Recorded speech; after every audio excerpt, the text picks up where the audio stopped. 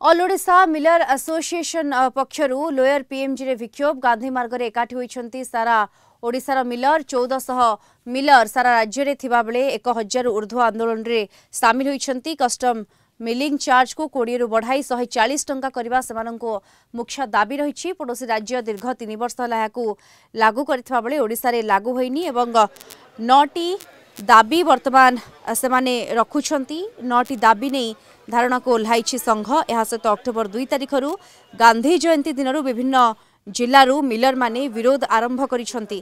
सरकार आमर दाबी न शुणिले ओडिशा रे सबु मिल गुड़िक बंद रहिबो बोली चेतावनी देइछि संघ।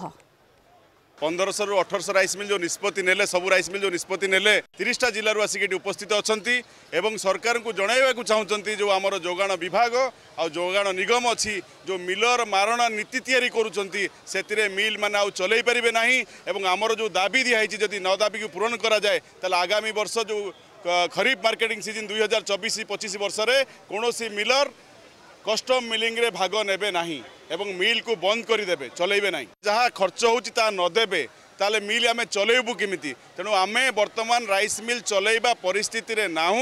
जदि आमर डिमांड गुड़ा फुलफिल करा जाए ताहले निश्चित भाव में आमे जो भली भाव में आगु राइस मिल चलाउथुलु ताले चलेबू।